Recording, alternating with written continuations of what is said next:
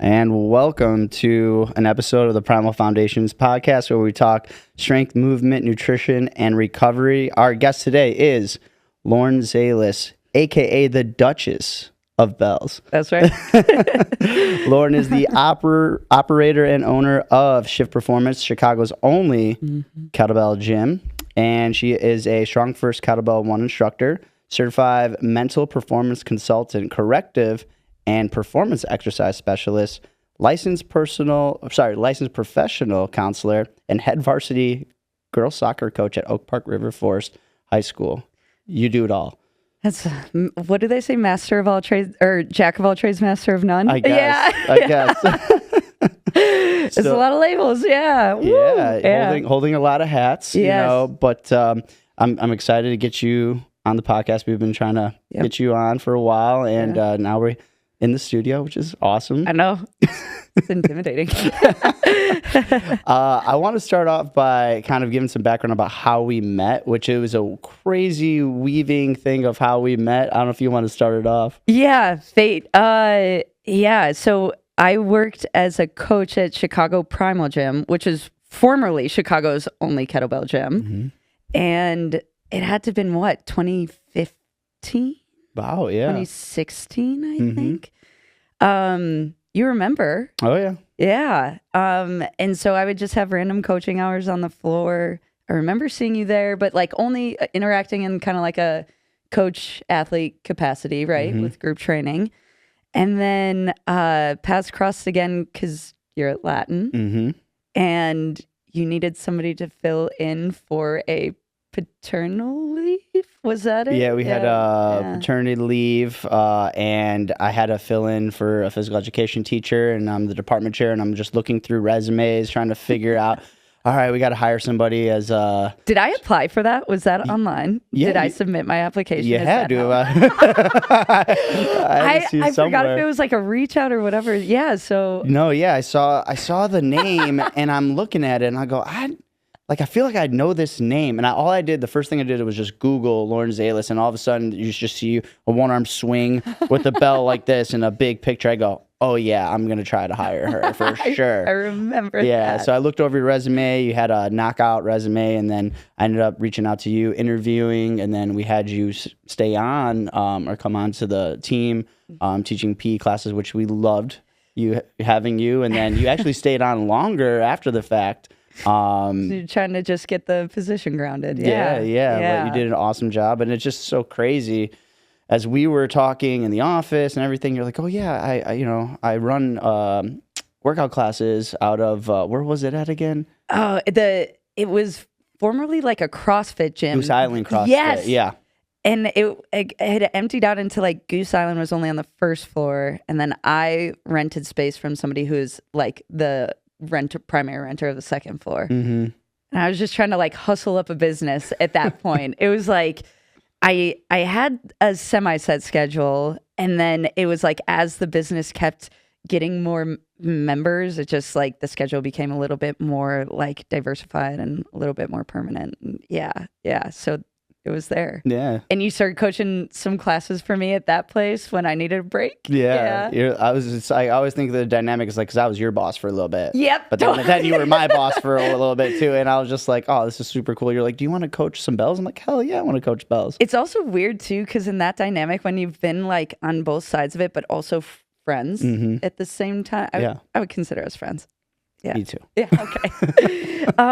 It's such a weird, I don't know. It's the structure is hard when you get to something like that, because you've had so many relationships. Is like, yeah. So, but yeah, it's just a crazy thing, and now you've launched your own gym and everything, which is amazing. Yeah, we outgrew the space that I was renting from her, and God, yeah. So now we're at a space on Lincoln in North Center. So awesome. Yeah. I want to kind of go take a little bit of a step back to your athletic career and your background of like, what sports were you playing? How did you get into fitness? You know, kind of getting into before you started becoming like a trainer. Buckle up. Buckle up, people. This one's going to be a long-winded answer. There we go. We might run out of tape. No. Okay. Played soccer. I started playing soccer when I was 7. And it was the one sport that there's this big thing now where parents are trying to diversify their kids' sports, and I only wanted to play soccer ever. So I remember from 7 years old on, the first time I stepped on a soccer field, it was just this like small little rec league in Tulsa, Oklahoma. I was a little 7-year-old Lauren, went out and played for the first time. And I remember coming off the field and being like, I love this. Like, I can't get enough of this. And so therein began the journey into soccer. And so like I said, I tried other sports, but I never felt competent would probably be a good word, or it never felt like it's natural. So played soccer, played club, eventually got a scholarship to play at Northern Arizona University. All right, so Division I school. Between 8th grade and my senior year of college, I had 6 knee surgeries. Wow. Yeah. So I understand the importance of diversifying your activity now, because I feel like a lot of my injuries could have come from overuse. And a lot of my journey, and I'll get into this, is hindsight has been 2020 for me. So it's almost like after I have the experience, then I have this like learning epiphany about the experience, and that learning epiphany kind of helps me guide my athletes, exercisers, the people that I work with now. So a lot of the experience that I've had has helped kind of carve out what I want my gym to be like, or what kind of counselor I want to be. So ultimately, I tore my first ACL in 8th grade. And then I had 3 surgeries on my right knee between 8th grade and my sophomore year of high school. And I never wanted to stop playing. Like there's something in me that was just like the passion for the sport. People talk about flow, and sometimes you can achieve it in meditation. That's probably the closest thing that I've ever experienced to soccer, where you just get in this state where like nothing else matters. You could have the worst day in the world. You could have, I remember it didn't matter, homework, breakups, friend things, family things, whatever. I could get on the soccer field and I could lose myself in whatever, it was like just this perfect little universe that nothing else mattered but the game, right? So 3 surgeries on my right knee from 8th grade to sophomore year, and then got into college. No injuries between my sophomore year of high school and then my sophomore year of college. I tore my other ACL.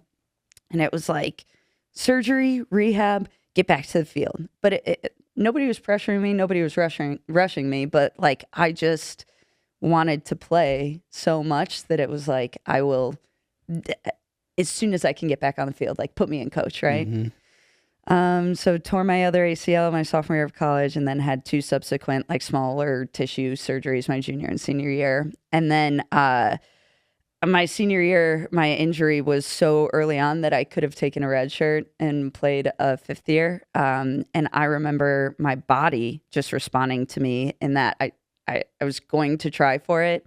In the end of my senior year, my body responding and just being like, I don't know that this is a good long-term solution, because things keep happening, right? So you might love it. You might not like mentally be done with it, but physically your body's telling you to like slow down.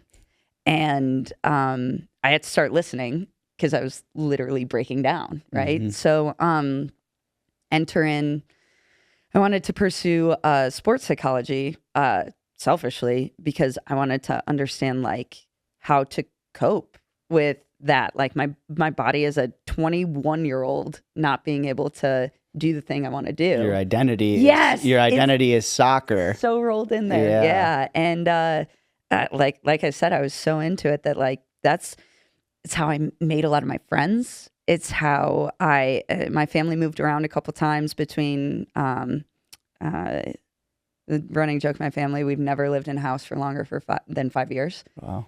And so when I was 6, we moved. When I was 8, we moved. When I was 13, we moved. And these are like big moves across the country. Like lived in Tulsa, lived in Seattle, lived in Chicago.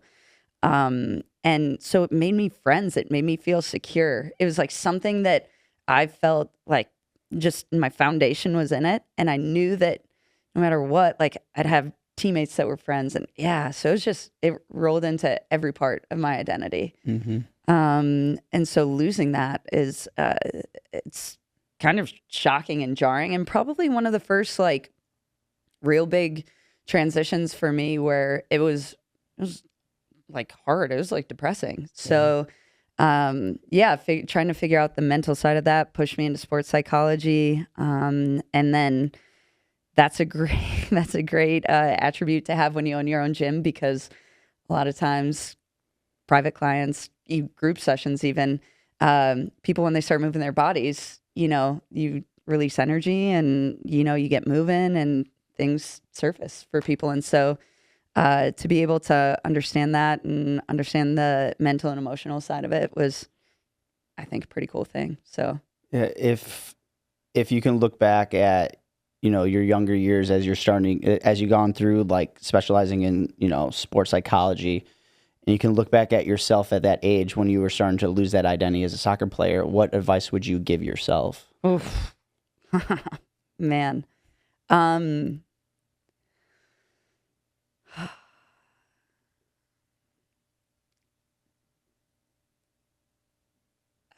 That's a great question. Tough one, right? Yeah, totally. Mm-hmm. I would probably say that this is one part of you. This is not the whole part of you. Mm-hmm. And there are going to be different parts of you as you journey through your life that are going to come up that are going to surprise you. There are going to be things that you learn about yourself.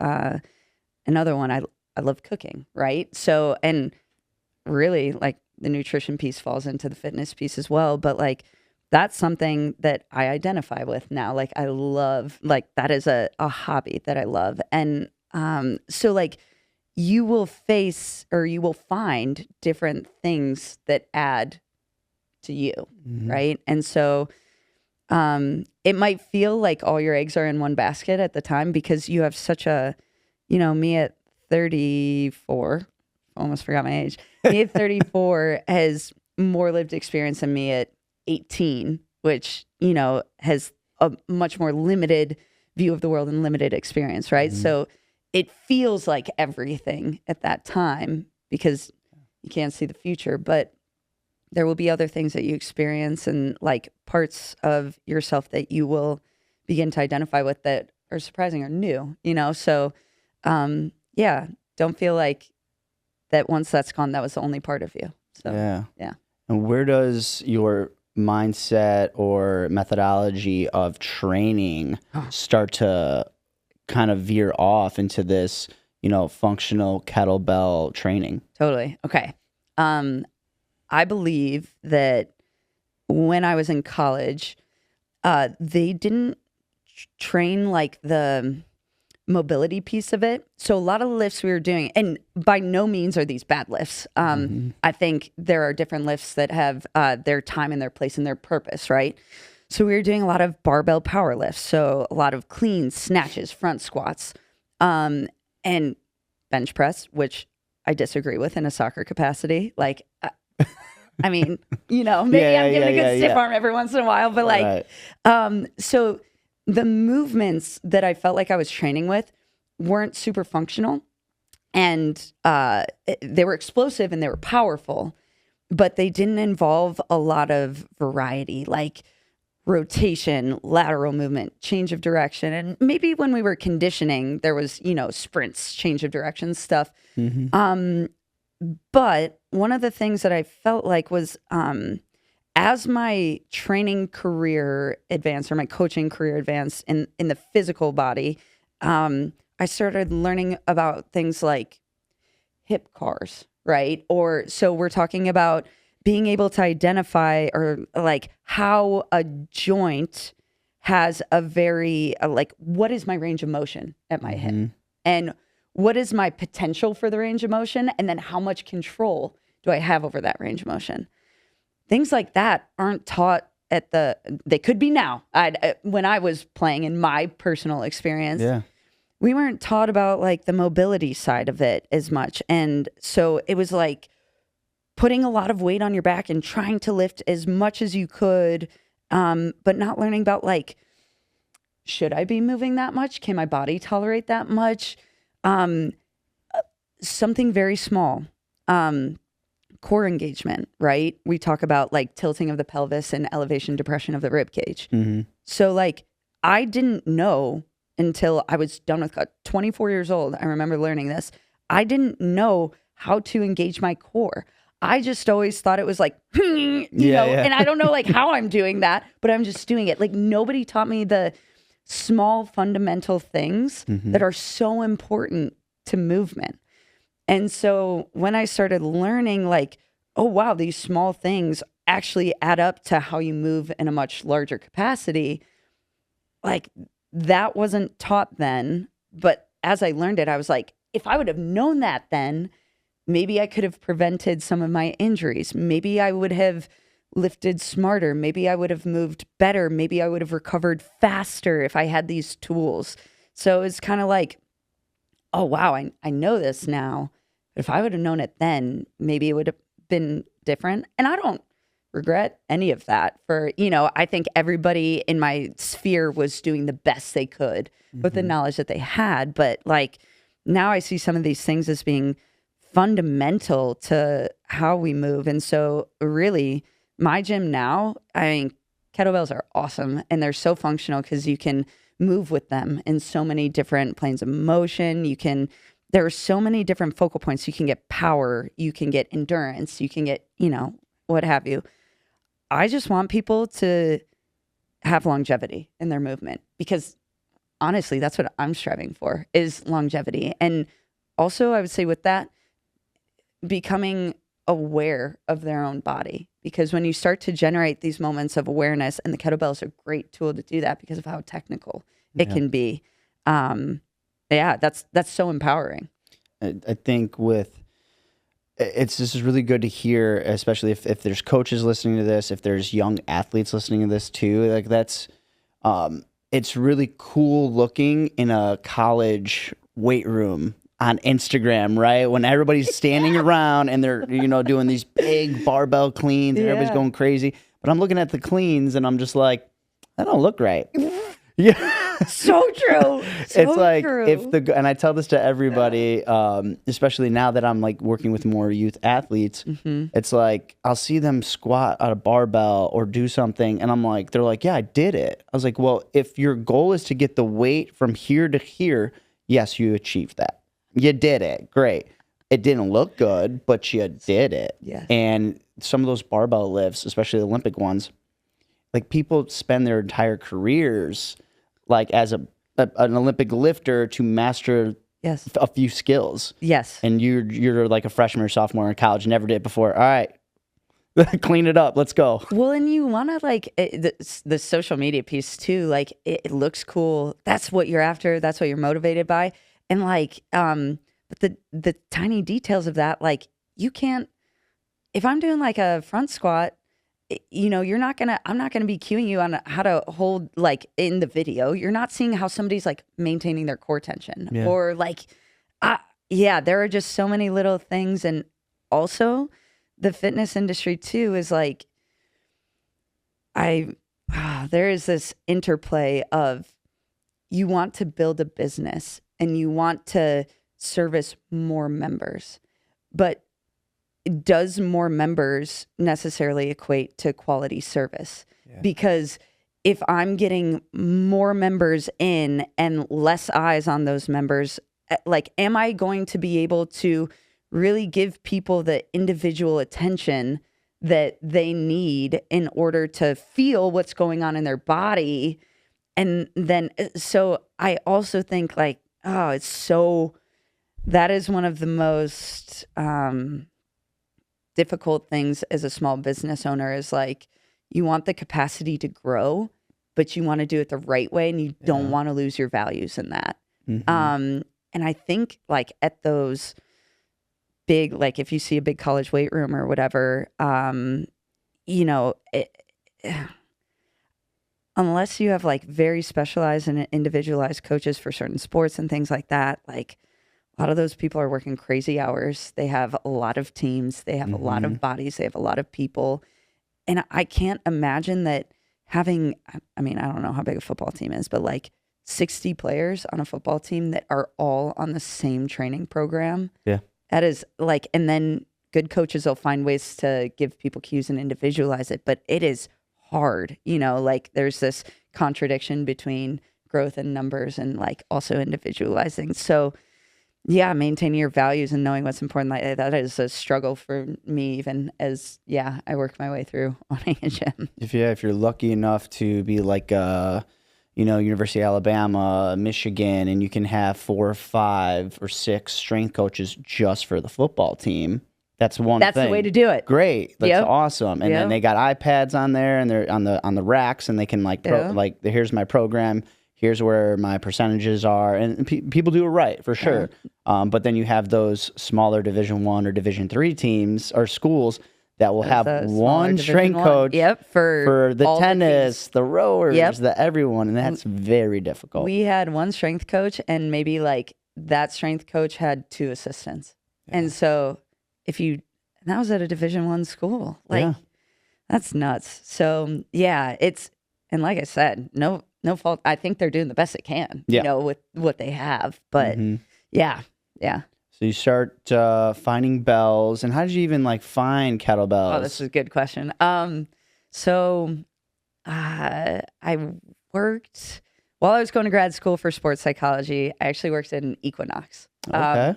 And I was like the grunt of the Equinox. So I was like the lowest one on the totem pole. Yeah. They're like, come in 20 hours a week, towel service, hand them out to members, try and build your business that way. Like we'll try and filter in people, and it was a good experience because at the place I was at in particular, they did a really good job of like coaches education. So there were a lot of workshops where I got to like dig into, different elements of fitness and things like that and learn from the people that were coworkers. And so I had that experience. And then when I graduated from grad school, so it was kind of the thing that was like patting my pockets, right, while I was in grad school. And then when I graduated, somebody reached out to me.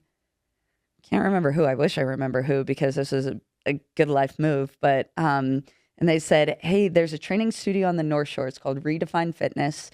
It's in Wilmette. I think you'd be a good fit for it. They're looking for a coach. Do you want to go? So I was like, I'll interview for sure. So I went up there and ended up staying there for 3 years. And they really valued functional fitness. Your body is the thing that you're moving against gravity. So it was getting closer to the thing that I wanted to work with, or the elements of fitness that I was embracing in my own body, right?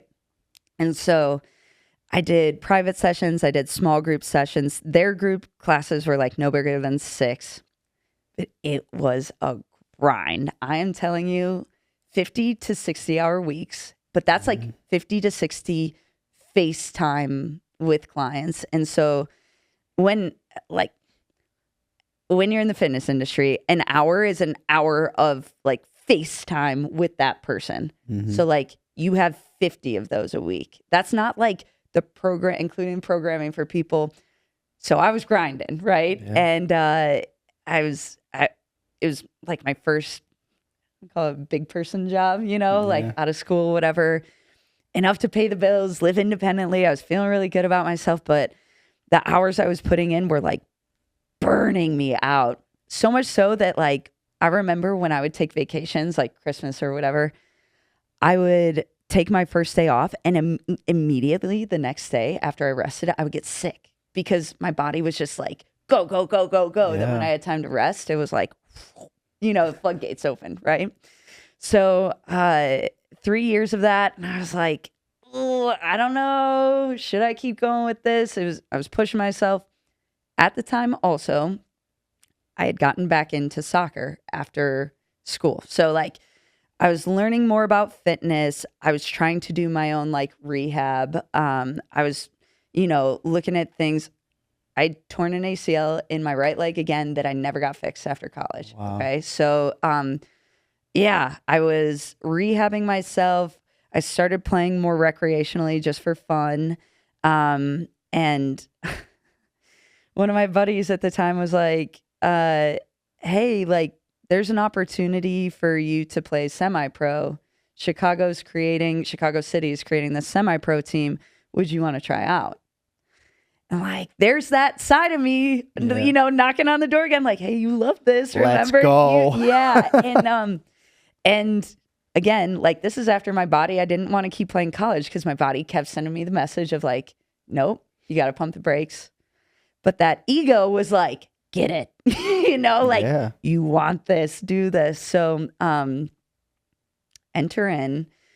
I wanted a person who would train me for being ready for that experience. Okay.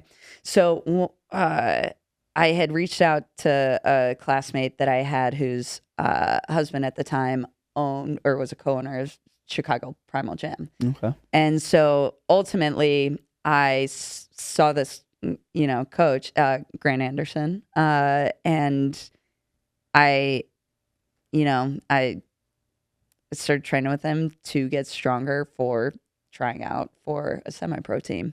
So so I'm working these crazy hours. I want this coach to like get me ready for soccer, and he starts training me with kettlebells. And I was like, what am I doing? This is like how training should be. I left sessions with kettlebells feeling like better than when I walked in. Yeah. My body was moving better. It felt like things were flowing. I would leave feeling worked, but also not in pain, which was new for me. Cause strength training before with my joints, with my knees, it was like, I'm a little achy. Yeah. Kettlebells were the thing. And how many people can say that as they walk out of the gym in certain places that they feel better when they leave, which is an anomaly because most gyms are like, if you're not on the floor dying at the end, it wasn't a good class. And you and me both know that once you get in the mindset of I have to feel like I just killed myself in that class, when you get in that mindset and that's what your expectation becomes for what a good workout is, you are not affiliating your workout with how you feel in it, like where you're feeling things in your body. You're just affiliating a good workout with like, oh, I blasted myself, and that's not what people need 100% of the time. Like, sure, there's a time and a place for it, but if that's your training 100% of the time, I would venture to say you're training incorrectly, and you should check engine light should be going on, So yeah, kettlebells were leaving me feeling better when I left than when I walked in. And I was noticing it significantly on the soccer field with no ACL in one leg. Yeah. So like I was noticing the differences in an injured state. Imagine what the differences could be if you were like healthy body, like not previous surgeries, whatever. So I was amazed at what that was giving my body. And I like looked at this other gym that I was at and I was like, oh my God, shit, I know better now. So I got to do better. I got to change the way I'm training because like, this is it. Like this is, and this is where it's at. So fast forward, started playing a little bit of semi-pro. I owe a lot of that to kettlebells. And my experience in training with Grant. And I left my other gym because I was like, kettlebells are where I need to be. This is amazing. So they had a position open up at Chicago Primal Gym. And then it was much nicer than 50 or 60 hour weeks. It was like a normal, let's go 40-hour work week. Only 20 hours of that were on the floor. The other 20 were like all the other things that, coaches do at the gym. And so, it like almost brought like more balance to my life instead of these like huge ups and downs. It was just like, oh, okay. Like kettlebells are finding me balance in like both the sport I want to play and in the work that I want to do. Yeah.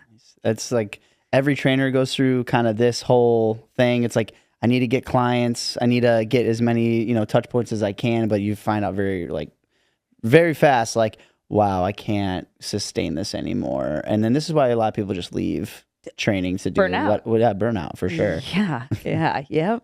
Now you've gotten into kettlebells. You start working at a gym. You know, we go through a whole, you know, COVID thing, gym shutting down, gyms are, you know, everything's virtual and this and that. And we start to kind of come out of this.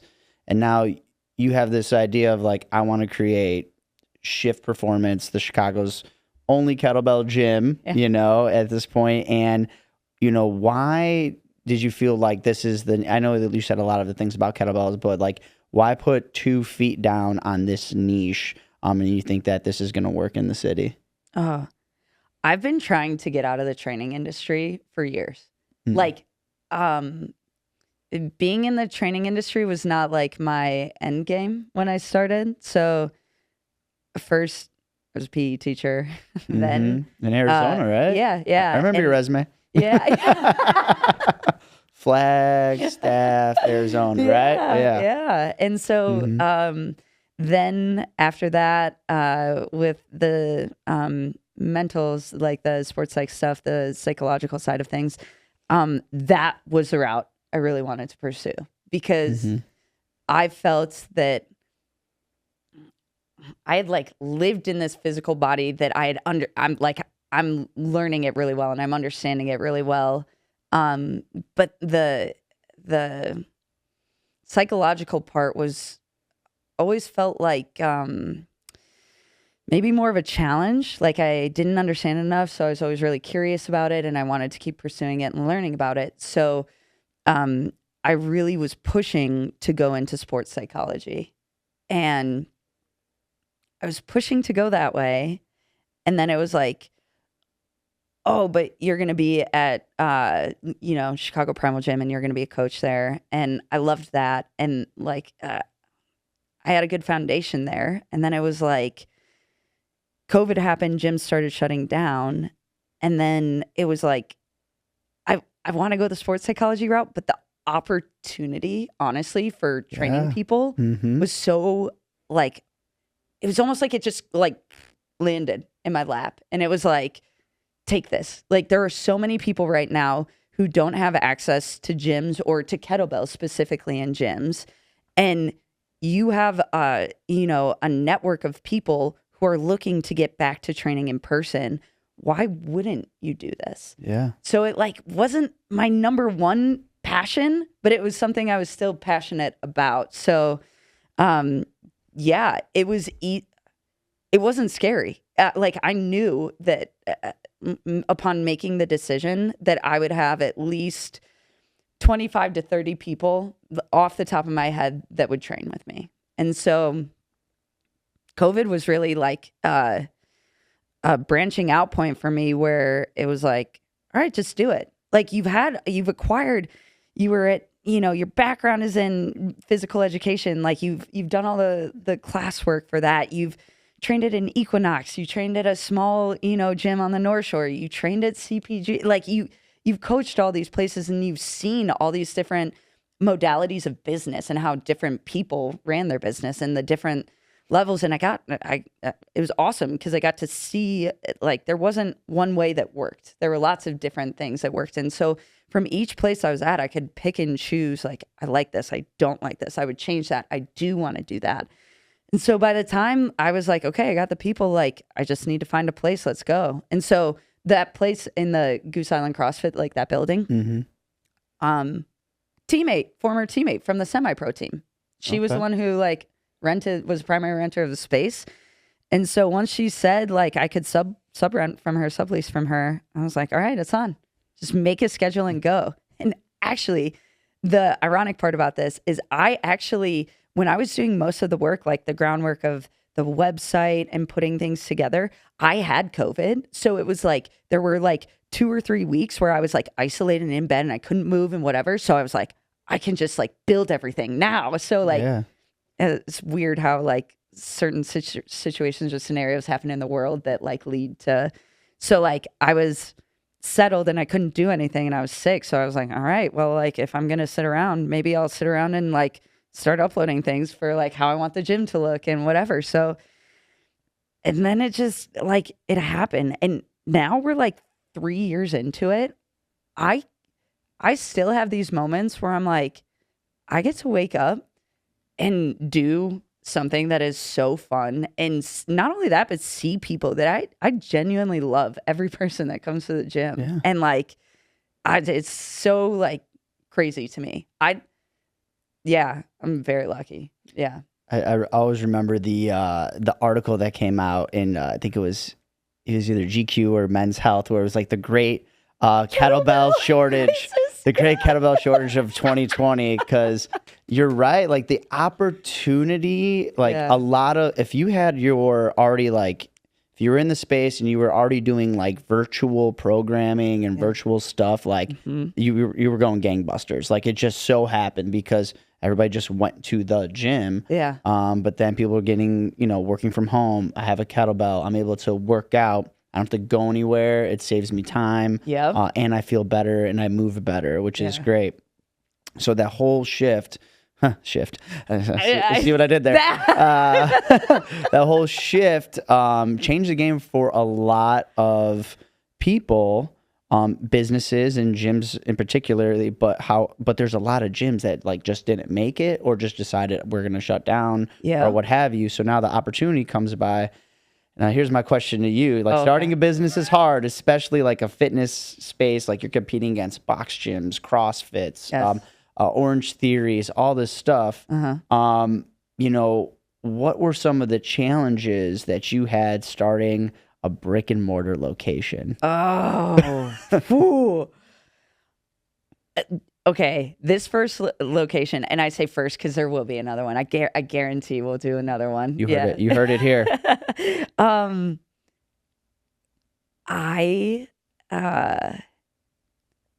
got so sick when it was going on because of how stressed I was. Like man, it was so many challenges. So, first it's like the whole idea of,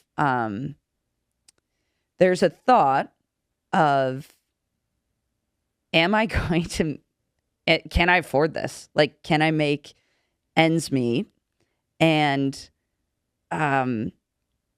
if nobody showed up tomorrow, what would I do? Like, it's just a natural fear response of like signing a lease. One, finding a space in the city of Chicago is very challenging. If you're ever going to open up your own brick and mortar, like single location, and you're not part of a, larger company that, finding a space that is conducive to a gym. A lot of people don't want to be neighbors with a gym. A lot of landlords feel like it's a liability to have a gym in there because it's not, we've got a pottery painting studio next door. Like that's pleasant. There's always like nice, relaxing music playing. People are, like colors and relaxing and whatever. And like a gym is, I think sometimes people think liability, risk, whatever. So one, it's about finding a landlord that, and love my landlord where I'm at now.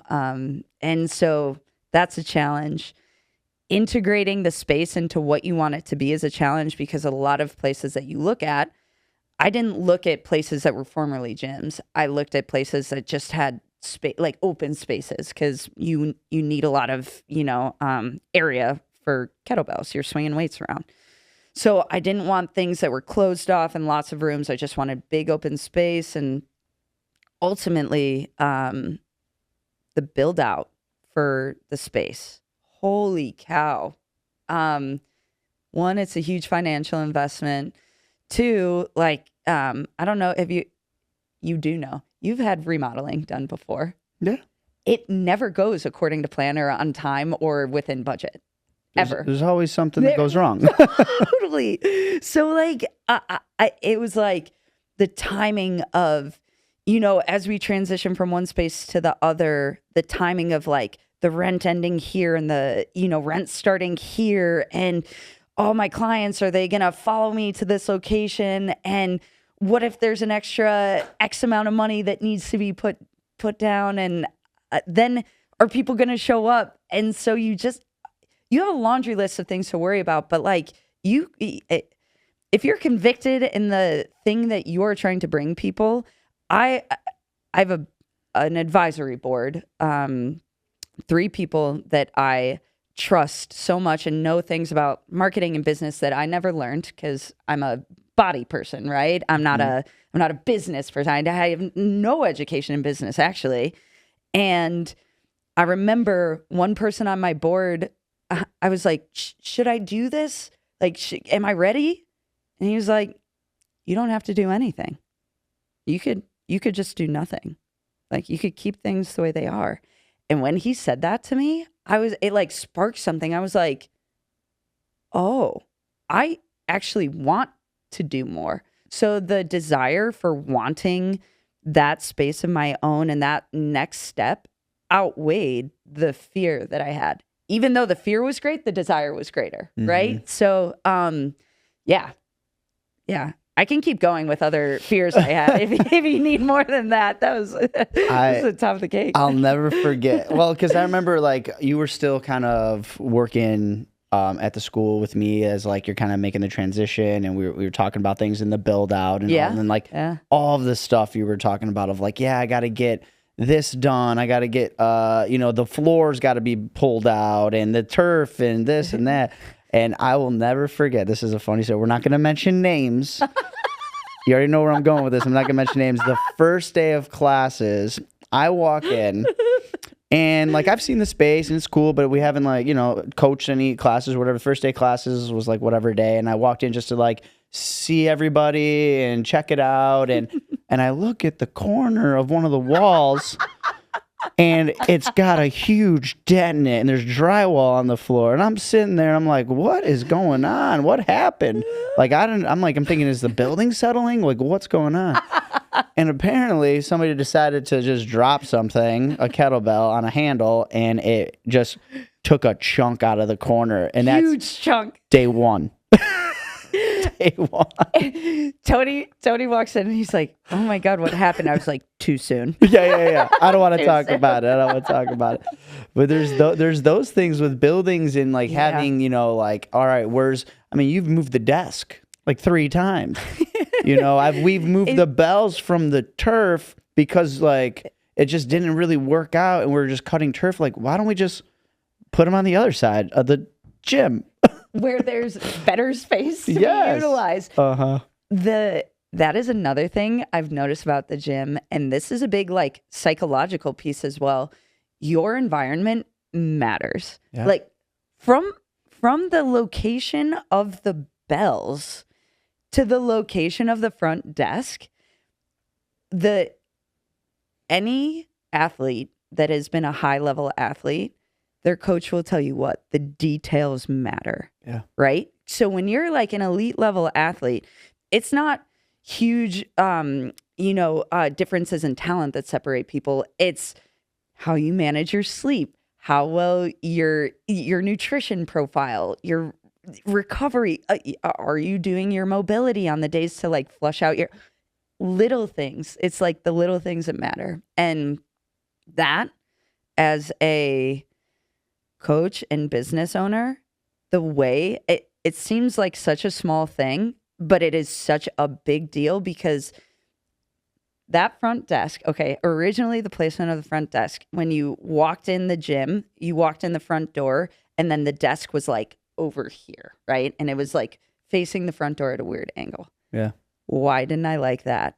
The front desk should be in front of the front door. So when people walk in, you can greet them by name and say, hey, Susie. Hey, Joe. Hi, how are you doing today? Recognizing somebody by their name when they walk into the space so that they feel like, whoa, they remember me here. They know me here. And wow, I really love the feeling of that. And when you're about to enter into a mindful place of your body or your workout, to know that the person that's leading you has remembered your name, knows how you move, like remembers that you had a first date with somebody you met online last week. How'd it go? Yeah, totally.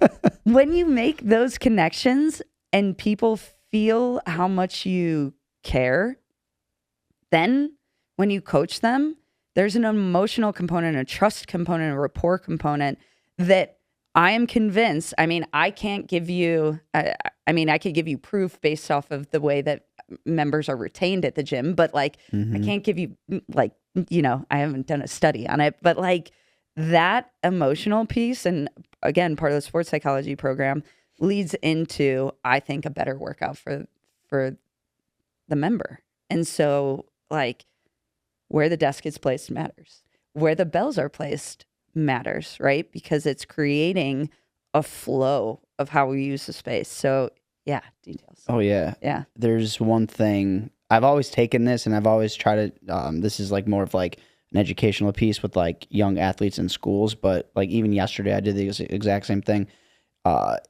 Learn like classroom management, right? And connection and test scores and all that stuff. They go up when the teachers go to the kids' games. No. Yeah. I believe it. Yeah. That's so cool. Somebody actually looked at that. Yes. Oh, yeah. So, like, if I have the opportunities to, like, go to their game, like yesterday, I stayed for the 7th game. I stayed for a little bit of the 8th grade game. Cool. Just like one, I want to see them play and it's a different thing. Yeah. But they know that I'm invested in how they do on the court, off the court, in class, outside of class. Like, that is a way better, like, I have more buy-in from them and the athletes than anything I do. It's not even like how I teach. It's like, can you show up to my game? Showing up. And just go like ask me. That's so cool. Yeah, 100%. And that's what you're doing with your people. It's like you're asking them questions. You know them outside of the gym, inside the gym, and that's building the community, which is people like strive for. That's what they want. They want to go to a place they feel safe, they feel heard. You know where I am. The old whole cheers. Like everybody knows my name. Yeah, exactly. Cue the music, Tom. No. But I want to talk about this too. Because it's very unique. So it's called Shift Performance, and Shift is all capitals and it's an acronym. Can you talk about why you named it this, why this acronym, and how does that shape the experience of the clients? Yeah. So SHIFT is an acronym for Set Higher Intentions for Training. We touched on this a little bit earlier. One, group training can be very random. So like I know CrossFit has like WODs, workout of the day, right? So you go in, there's a workout on the board, you have to achieve 100 of this, 75 of that, 50 of this, 25 of this, and then like, dude, run a mile, whatever. Like there's like a numbers game, right? Yeah. And before you mentioned like the kid who's doing the squat, well, you got the bar from here to here, but did you do it the right way? Yeah. When the workout is focused on achieving a number or an end goal, you're not focused on the process. And so your body it's like it wants to get to that end result with the lowest utilization of energy possible. Like we just want to do the task, right? We just want to get it done. And as a coach, I struggle with that because I think a lot of that mindset of do it, get it done led to my injuries. Yeah. If you can't be in your body when you're training, what's the purpose? Like, you know what I'm saying? And so for me, Set Higher Intentions for Training is like, we work off of a program. It's not a random workout of the day. We're building towards something, right? And not only that, but like one of the elements of my gym is people have to take 2 introductory classes before they filter into group classes, right? Why would I have somebody do that? Well, they learn the swing and the get up, which are 2 foundational movements for the gym. They're so technical. If you didn't know kettlebells and you walked into a group class and they're like, okay, we're going to do a get up on each side today, and then you're going to do 20 swings, and we're going to keep repeating that for, however many minutes. And you didn't know those things, like you would feel so isolated. You feel, it's almost like the stereotype of the kid who gets picked last in gym class. You're like isolated, you're by yourself, you don't feel good. that like goes against every community vibe that I'm trying to create. So spend a little extra time with the person who's new. Teach them the technique. I say 2 classes. One class, we focus exclusively on the swing. One class, we focus exclusively on the get up, right? Mm-hmm. And so you have the individualized training that then you take with you into the group setting, right? So yeah, and that set higher intentions for training. Like, I don't want people to come into my gym and check out and be like, just tell me what to do. You know, just choose my weights for me. Like, I want people to come in and I want them to feel love and I want them to feel support and I want them to like go in, and then I want them to know what light means for them. And I want them to feel where they feel light, whatever we're doing, press, squat, you know, you name it, in your body. And then I want them to learn. I want them to use it as an opportunity to get in touch with and in tune with, probably because I felt like I wanted to do that at some point with my body. And I felt like when I had the opportunity, I had already like had consequences from not doing that. So yeah, it all like really boils back to one thing. I for a long time was really, really upset with myself and my body that like it couldn't do the things that I wanted it to do. Like, I couldn't play soccer in the way that I wanted to. And like, now I look back at that and I'm like, literally, Lauren, I was just laying the groundwork for what you do today and why you're so passionate about it. And you can't see that when you're in the shit. Sometimes you can't see through to the other side and you don't know why and you don't have an explanation and things feel like super overwhelming. But like, I had that experience. So now like I can learn from it and hopefully I can help other people's experiences be different or better or, you know, whatever. So yeah. It's a lot of care too that I'm hearing, because how many gyms have like, you have to take a foundational class before. They're like, what? I want to sign up for this gym. Like, let me do the thing. Let me do it. But it's smart. Like, it's smart. It's the right thing to do, especially when you're getting super technical with bells. I don't care, bells, barbell, whatever it may be. Yeah. Like, I mean, because group classes are very hard to instruct in, and I think like group class, like people that teach group classes, like we all teach group classes, like that's a skill set where you got to be able to manage the space, manage the time, but also give the feedback that people need. And you're going to have to toggle between this one person with this and this one person with that.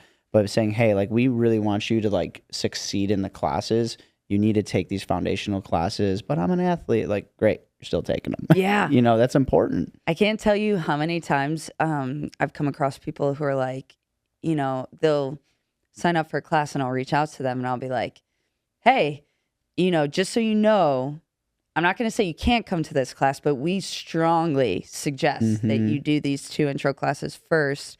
How familiar are you with the swing and the get up? Yeah. And a lot of people are like, oh no, I'm good, I got it. Right. And then they get into class and they're like, oh, this is, maybe I don't got it, you know? And not to anybody's fault, but like, you just don't know what you don't know. Like, you probably haven't learned it in the way that like Strong First is very, very technical about, you know, obviously the way they teach. And so, yeah, it's eye-opening for a lot of people. And that's the next thing I want to get into is, do you feel, whether it's in Chicagoland area or just in general, like this uptick of people who are preferring bells and coming to you specifically because like you have a kettlebell gym? Yes. I would say people specifically, especially over the last year since, you know, year and a half since we've been at the space on Lincoln, people will search kettlebell gym and that's how they find us. I always try and ask people, you know, what were you looking for? Were you looking for any place? Were you looking for, and all the people we get, kettlebell specifically. And a lot of people are like, well, I got them during COVID, but they've turned into like a doorstop. So now I would now I would like to figure out like if I'm going to work with them on my own. Like I want to be safe when I do them. So a lot of people I feel right now that are drawn to the gym are drawn to the kettlebell portion of it. But I don't know this for sure, but I do feel like the bigger box gyms, like they appeal more towards people with kettlebell. Like I feel like kettlebells are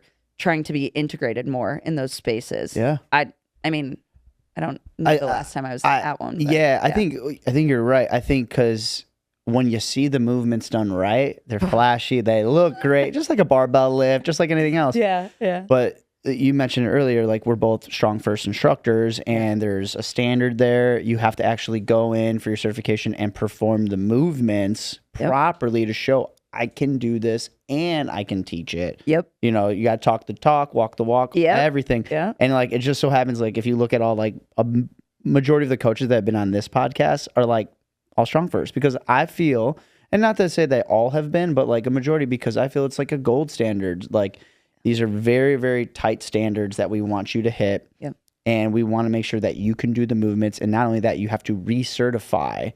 So if you're going to continue to hold this certification, like, you got to continue to do it. And also, too, there's an element, my experience with people that are in that community, because you invest more time into the learning and more time into the actually having to perform what you've learned and test it like a very high level, because you spend more time with it, you find people who are like very like-minded to you, but also there's like a passion and an empathy, because a lot of the people that want to learn those things feel so strongly about it. They want to bring it to other people. Yeah. And so there's this like also natural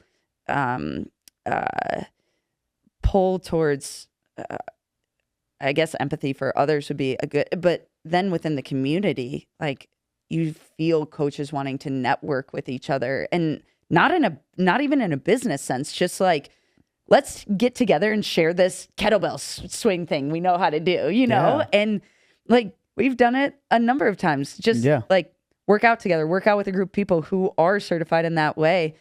And there's no end goal other than to just like be together and swing bells and connect. And whatever you happen to connect on, it ends up being great.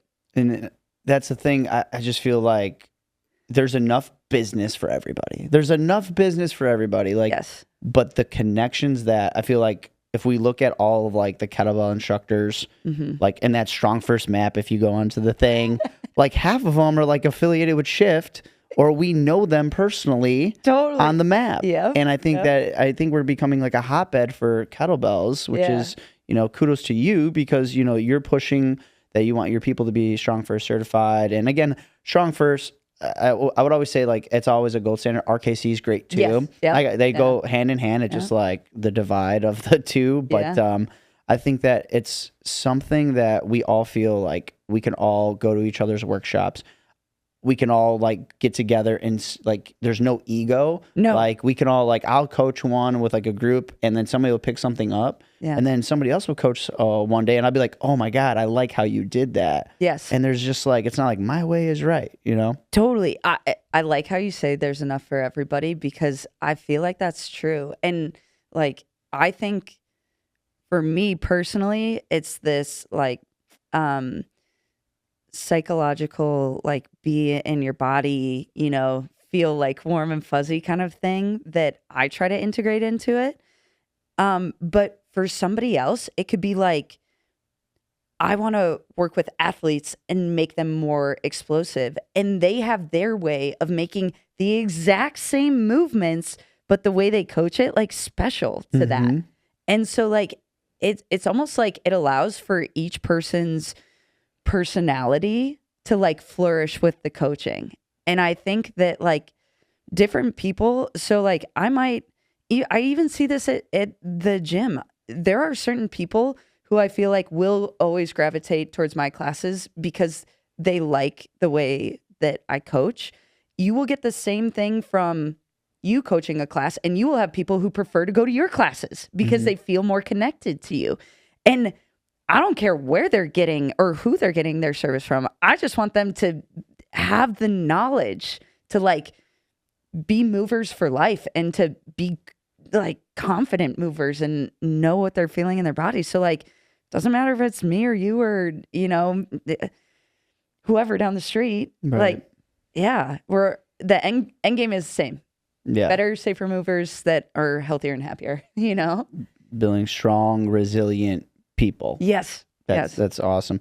And another thing that I want to talk about, because you mentioned like the programming piece of, I want them to know what a heavy bell is. I want them to know a light bell. Like, and I've seen the programming, like I've coached the programming, I've seen it, like the grand schemes.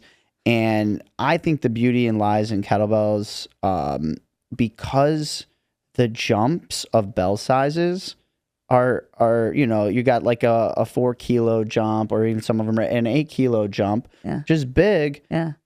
But can you kind of talk about like mastery before like intensity stuff? Yeah, absolutely. Well, one, to that point, I can have so the bells at the gym range from 8 kilograms up to 56 kilograms. 56 kilos. So that's a wide range, very wide range. And at the lower weights in 2 kilogram increments building up, and at the middle weights 4, and at the bigger ones 8, right? So I can have with swings and get-ups are so universal because a kettlebell swing is full of power, right? And you've got the aerobic conditioning that comes with it, versus a get-up is a little bit more endurance, mobility. You have to be able to get into these different positions with your sweeps and your stands and whatnot. So I can have I believe my oldest client at the gym right now is 77. I can have her work out in the same class as a 23-year-old. And the reason I can do that is because she has gone through the fundamental elements of learning how to do the swing and the get up safely with weight that is appropriate to her, right? And so has he. And he might be, you know, exercising with whatever K over here, and she might be exercising with a whatever K over here. Like your age, like you can encompass so many people because it's so variable on the weight, right? So light to a 77-year-old might be different than light to a 23-year-old. And heavy might be different to, you know, one person versus the other. But if they both come in and have the foundation of where you're supposed to feel the movement, what you're supposed to feel in the movement, good, solid coaching, then they can start to discern, okay, what is my light? What is my moderate? What is my heavy? What is my very heavy? And then you can run a class where you're saying, okay, we're going to be doing, you know, a light get up followed by 10 swings, and then they both can benefit. Yeah. So, yeah, I mean, 100%. It's super cool. I've gone to CrossFits. I've been, you know, a member of certain CrossFits, and I'm just not throwing CrossFit under the bus by any means. Yeah. I'm just saying, you know, CrossFit's cool. Like if you want to do a lot of different things and get good at things and have a community, I think you got, like, again, I don't feel I need to be panting on the floor. It's pretty funny. I've gone to some CrossFits and I've like, everybody's on the floor at the end of the workout and I'm still up and I'm like, good job. Because I saw the prescribed, like I saw what that was. I mean, I'm all for doing hard shit. Yeah. I'm all for it. Yeah. But not every day. Yeah. Not every day. Yeah. And that's a person who works with middle school kids on the regular that's saying that. Oh yeah. And I would love when they would be like really focusing on lifts and then they would just put those little change plates or the micro plates on. Yeah. And it's like, all right, we're going for a PR from last week by like a half pound. And I'm like, what? Why? Yeah. Like, why? What's the purpose? What's the purpose? What's the intention? Yes. And I'm like, are you really getting better? Like, if you keep doing that, and I preach this a lot, and this will be like a reoccurring theme in all like podcasts that I do, but this linear progression of keep going up and up and up is just like your body's going to break down. Like your ligaments can't, like if you keep just going up, there's going to be a wall you hit that you can't push through. You have to like master the lift and get good at the skill before you go up. And the kettlebells, because of the jumps, it's like built in. Like if I want to do a 32K get up, I got to do the 28 and I have to do it well. And I have to master it before I go up. And that in itself is its own progression. Yep. And I love that because I can work for like, 5 reps, singles left and right with that 28 and get really good. And then I might be able to PR with my 32 one time. Totally. But then 32 is not my new bell. Yeah. That's not my working bell. Correct. And I think that I love that. And I love that in the programming that you guys have, that it's built in. There's a purpose. You have different days are for different things. Yeah. And an overarching goal. So this year we also have a in the program that you see on each day, we have, because let's be real, like life does not look like this. Like you have these, right? So let's say I got a really bad night's sleep, not really feeling myself, maybe really stressed. And I go to the gym in the morning and I see this like behemoth of a workout that I have to do. Even with kettlebells, like even from a kettlebell standpoint, like sometimes the workouts are like, like, oh, okay, all right, that's a heavy day. We've now integrated a card on our slides that's if you need more recovery time today. So one, it's getting people to check in with like, where are you at today? How did you sleep? How does your body feel?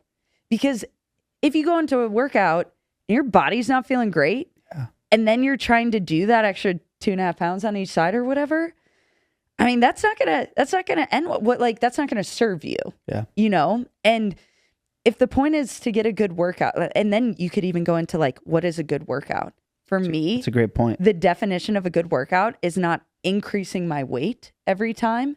It's increasing my body awareness. And, it could change. Like Monday, it could be like, I want to get my heart rate up. I want to sweat, and then a couple weeks later, it could be like, no, I really want to start like getting maybe like a heavier get up or something like that. I don't know. It can be fluid, right? And so on this recovery card, if you walk in and you're like, man, I'm not feeling it today, it's an option where it induces more space for you to recover between your sets or for you to grab lighter bells. And I feel like a lot of people, when they walk into a gym, they don't think about, what does my body need right now? What is it saying to me? They think about like, get it done. And so, one of the things we're integrating this year is like, hey, need more recovery time? Follow this card. Because and again, it's like one of the most challenging parts of like group training. Yeah. Not everybody's going to be in crush it mode, maybe 80% are, right? But that doesn't have to be your journey if you've, had X, Y, and Z happen. So trying to integrate things like that now too. Yeah, so. It gives them the autonomy, right? If I'm feeling good, if I'm at 100% today, I'm going to give you that. But if I'm feeling like 65, and it's the culture in your gym that it's okay. It's not like you're like nobody looks at a person like, oh man, you must have like be stressed out. You must have like, went really hard yesterday, or like you got a new baby and you haven't slept in 4 days, right? Totally. So that culture is so important, versus I'm going to kick the music up as high as it goes, and we are going to be like redlining and just getting after it. Yeah. And if everybody's doing that, have your energy drink next to you also. Your Celsius. And if everybody's doing that, I mean, I don't care anymore. I don't give a shit. I'll be the first one in like workouts. Like I've gone to gyms where it's like, all right, we're doing 100 burpees over bar or something. And I would walk straight up to the person. And in my younger days, I'd be like, yeah, I'm doing that. I'm going to crush it. I'm going to finish first. Yeah. Now I'm like, hey, coach, I I'm not doing that. Like, I'm not going to do that. Is there an alternative? Yeah. I'm like, I am not doing that. And then like most of the coaches are like, all right, cool. Like they know in their head, they're like, yeah, that's a lot of work. Yeah, Like, I'm like, I'm not doing that. Yeah. And it takes a lot from the culture. It takes a lot from the person of being educating the clients, like to identify like when it's okay to push, when it's okay to bring it back. But that's the one thing I love about, and I'm trying not to be biased because I coach there. Sure. But keep going, Tony. Keep selling it. Shift over on the corner. No, but I think it's important to like highlight. I mean, I think there's a lot of gyms that do things very, very well. Yeah. I've seen it done well. I've seen it done really bad. Yeah. You know, we're just, again, that whole of like coaches are, giving them the hip hop, whatever speech, like getting everybody jacked up and then like being like, come on, you got it, and just screaming across the room. Yeah. I don't think that translates into those long-term goals of like, I want to be physically fit for a lifespan and I want to be able to accomplish the things in life and the tasks in life. Yeah. And that's what I feel like a lot of good coaches' purpose are, is like, can you do the things that life demands of you? And are you resilient? Are you strong? Are you metabolically healthy? Like we haven't even talked about aesthetics. Yeah. Like that's the back burner. That's just a byproduct of doing those things. Yep. Yeah. I've heard kettlebell training also. I really love this comparison compared to martial arts, where it's like you don't do the martial art for like anything other than the technique. Like it is the art of learning the movement that is what makes it up, right? And I feel the same way about kettlebells. It's like it's the art of learning the movement, and then the exercise part, the calorie burn, the aerobic conditioning, that just comes. Yeah. You know? So it really reframes the mindset of exercise to developing a skill. And because I want people to, like, if you leave my gym and you move, or if you're just there for a short period of time, take the skill with you wherever you go. You know, like take the skill of knowing your body, take the skill of knowing the bell, and bring that with you. That's like ultimately what we're trying to do. So yeah, it just, when you reframe it to learning and developing a skill, and then the exercise is just like a byproduct of how it happens. Yeah. I love the martial arts piece because like if you meet like really high level martial artists or MMA or whatever, like maybe not like a Conor McGregor, like that's a personality or whatever, but in the majority of people that are like, that's why I love like combative sports like wrestling, jiu-jitsu. When people meet like the high level people there, they always say how, wow, they're so nice. They're some of the most dangerous people on the planet Earth. They're so nice. Yeah. Well, because they didn't do the sport to beat people up. Yeah. Like that's not the goal. It's the pursuit of athletic excellence. It's the pursuit of getting better in skill. Yeah. And you don't have to demonstrate like you can beat people up. Like, you know what I mean? Like they're just the nicest people in the world. They could kick your ass, right? That's so sweet. What's the what's the strong first thing? I've heard it a bunch of times. Like be as strong as you look. Like we want you to be as strong as you look. Like I never heard that, but that's cool. Yeah, like you know, you want to be able to walk in confidently and do the things like and move well and be resilient. But the thing is, like, if you like are cared about aesthetics, you can be like 2% body fat, be shredded, but like, yeah, your muscles might be popping out, but like, can you do the things? You can't do the things, you know? Yeah. One of the last things I want to get into is like the difference of like coaching, especially like as a female coach, you know, your relationships and with that like psychology background of like relationships and or the style of coaching like male and female clients. Oh God.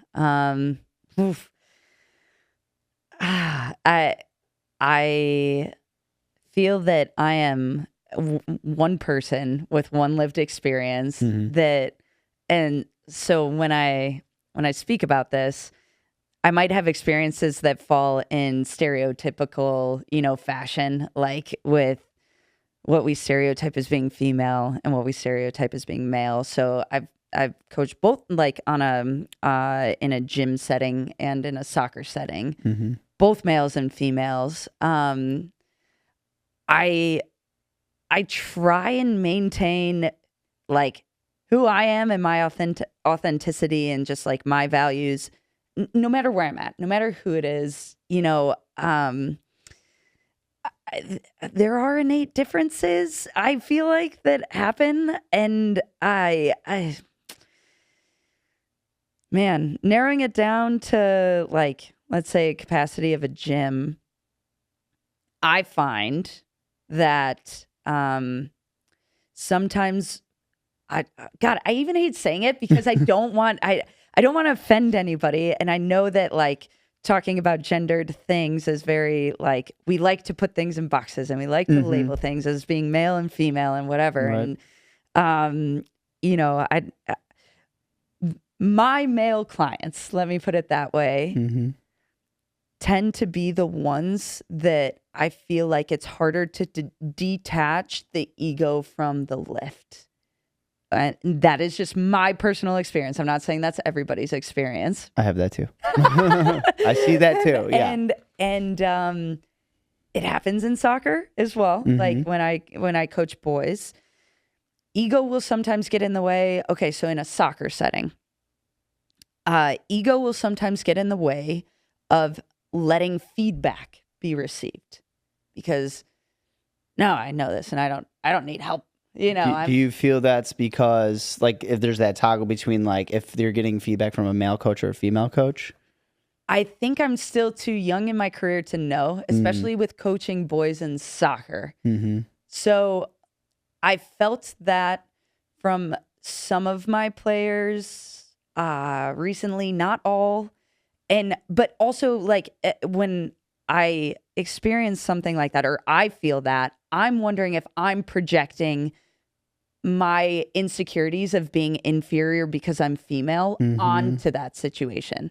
So it could very well be like a male female thing, or it could be me seeing the situation as that, and like I have an insecurity, a personal insecurity of like, how is this person receiving me because they're a man and I'm a woman, right? That's a real thing that exists for me, when I coach. It more so happens in the soccer world than in the training world. And I don't know if it's because I've been training longer than I've been coaching like specific high level teams in soccer, but when I'm in the weight room, I find that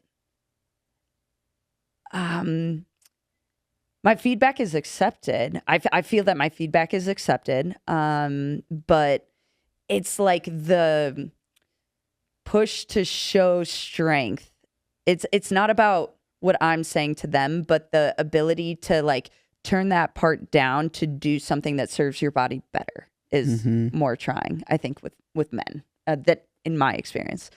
With women, there's a real like emotional and empathic dynamic for me that is different.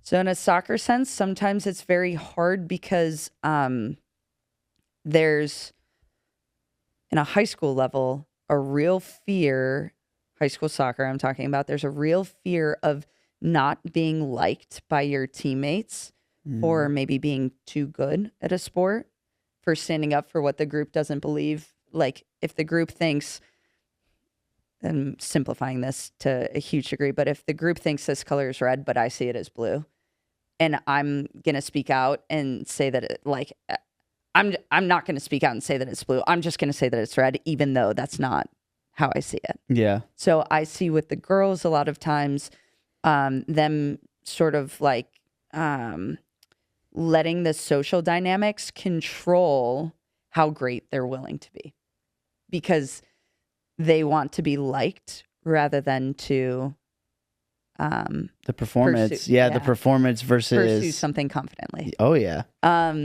In the gym setting, man, I would say generally with women, they don't, and it's a confidence thing as well. They don't know how strong they are. They don't. It's the confidence to be able to lift heavier, and they're like, "Oh, I've never touched that bell. Yep. I don't think I'm strong enough to swing that." And I'm like, "Oh, yeah, you are. For sure you are." And I wouldn't tell you like you were ready for it, if you weren't ready. So, I would say if I had to group together and categorize male ego, female confidence, and so that's a dynamic that I see. Again, I don't want to shed that is a blanket experience, No, and yeah. I understand that. I also want to recognize that not everybody identifies as male or female, and so Right, there 100%. might be like a trans group that feels left out of that. I actually have not had an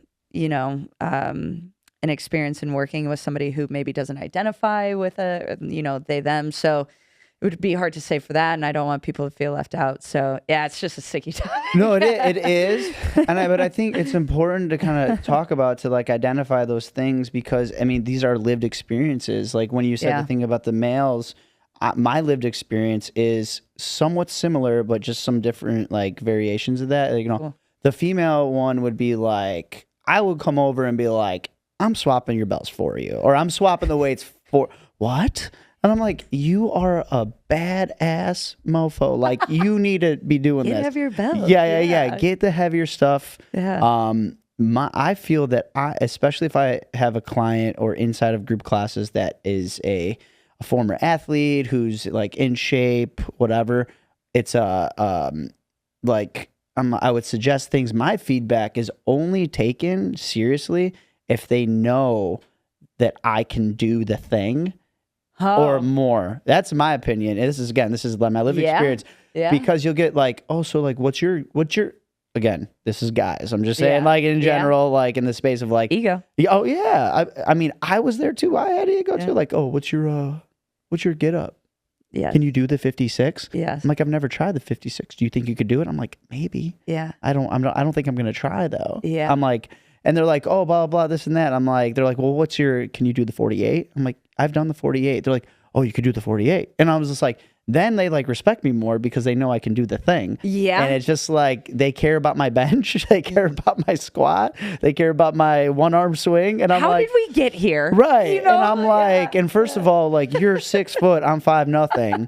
But, and that's where I get a lot of the, well, could you do this weight? Yeah. And then if I can do it and I can demonstrate, I feel like I get more of that that feedback that it's more receptive to those clients. But again, it is a thing where I think females that I've been interacting with, I'm always like, you can do better. Like you can go heavier. Like you got this. And that's the piece that you have to navigate. And it's hard as a coach. Also, thanks for sharing that because I don't think I've ever really asked that to anybody before. So to like hear that on the other side is, it's just interesting. And because you can feel really, I can feel very isolated in my experience, to like, I don't know, is it me? Is it me that they don't trust? So to hear that from another coach's perspective is actually pretty profound. The part that you said about the, what was it? The, can you lift the whatever? And then if you can, then I'll give you my respect. Yeah. That part to me, when I started coaching, was always a piece I had in the back of my mind. Like they're looking for that. Mm-hmm. I think that's faded over time as like my values have like integrated differently into training. And like I used to be very worried about that, but now I'm like, the product that I'm delivering is not guaranteeing you a heavier PR. The product I'm delivering is like you getting to know your body better. And so that's one interesting element. The other, have you heard the hot take that every PR is an ego lift? We're doing a hot take. Hot takes? Have you heard that? Every PR is an ego lift. It could be. I guess maybe. Isn't that interesting? Like if you think about it, I know that that's it's like but if you think about it, really, like all you're doing is proving to yourself that you can do something. Yeah, do something heavier than you did before. Yeah. Maybe there's a purpose for it. Like maybe you're training for something, right? Like maybe you're training for like the Iron Maiden or the, whatever. Like Beast then Tamer, it's pretty intentional. But I just thought it was interesting. Something to chew on. No, yeah. I think like, and PRs also don't have to look like PRs of weight. They can be PRs of skill, right? Like Love that. Right? Like I Love can that. do, I find myself when I really like, if I'm like regressing a little bit, like how slow, like right now I'm doing a lot of barbell stuff. Yeah. And it's like how slow and technical can my back squat be for 5 at like a moderate weight? Awesome. Yeah, that's my whatever. And I'm like, I really don't feel like I want to build right now. I just want to get better at the lift and just like take my time with it. That's my PR sometimes. We need to like, people need to have access to more information like that. Well, if they go to the Primal Foundation's podcast, they have access to all this information and a wonderful guest. No, but this is important. I think these are the things that, and then you asked me, what is your end goal? As we're walking in here, what's your end goal of this podcast? I'm like, I don't really have an end goal. It's like, I'm going to talk to people and talk to doctors, trainers, nutritionists, whatever of things that I think are important that have helped me like find my path in life of like being more confident, right? Understanding my relationship with food, understanding like what it is to be strong. What is the purpose of that? Why do I want to do that in life? Yeah. And that is like the goal of this. So like everything you're speaking, right? This is like, you might get like 4 people or 1,000 people, but like if you could just get one of them to be like, you know what, that makes sense to me. That's a win. Game changer. Yeah. It is a game changer. In our last minutes here, what's the future? I know you just said, you dropped a little bit of a nugget, like we're gonna open up another location. But what is like, where do you want the shift to go and like future aspirations? Okay. I struggle with this question a lot. I know that this community is something very special. Yeah. I would love to expand so that more people can feel a part of a community like that. So I have thoughts like that. I still have a deep love for coaching soccer. So if you were to ask me right now, and this could change by tomorrow, but if you were to ask me right now, to have a space that had a field, but also I think like a training area specifically for, kettlebell based stuff, like kind of what Shift does right now. And then recovery, like that would be a trifecta for me to just like have all of that in one area. And the intention of like bringing like better training to people. I feel like my community that exists is the primary demographic is like 30 to 50-year-old. And I think it's like 65 female, 35 male. But I don't have a lot of athletes that I work with unless I'm coaching soccer. So it'd be cool to have a space where you could have like the vibe of community, but also like there could be attention to athletes in a different setting there, where they're learning about their body at a younger age. Like that would be really cool for me. And then obviously just like if there was ever an opportunity to work with teams, that would be cool. And yeah, then like, and when I say recovery, I mean like a coffee bar would be nice there, but also like, I think infrared saunas are really cool areas that like, cold plunges, you name it. Like there's so many fun and interesting components of recovery, but just like I envision this like space, like a bigger space than what exists right now. So that's like kind of like a next step, but I don't want to move far away from soccer. I want to stay coaching that too. And if sports psychology knocks on my door, I'm ready for it. So Hey. yeah. That's all. I mean, that's all good stuff. I'm looking forward to seeing like how shifts into like and it shifts and evolves into some different things. And you know, I'm rooting for you every step man. of the way. And Yeah. I appreciate you coming on the podcast. And you're a great coach, great person, and great friend. Oh. So Cute. thanks. So, but yeah, let the people know, how do they get a hold of you? Whether that may be Instagram, website. Yeah. So my Instagram handle is Shift by Bells, BELLZ. So my initials are LZ. Well, changed to LW after I got married, but people used to call me Shout out Gabby. Bellzy. Yeah, Shout out Gabby. Yeah, wifey. Love you. So Shift by Bells on Instagram, or you can always just stop by the gym. We're at 3851 North Lincoln in Chicago. So if you're local, we have a website. You can access us at sethigher-intentions.com. Yeah. Awesome. So, yeah. Well, thanks for coming in, Thanks for having me. and thanks for everybody listening to another episode of the Primal Foundations podcast.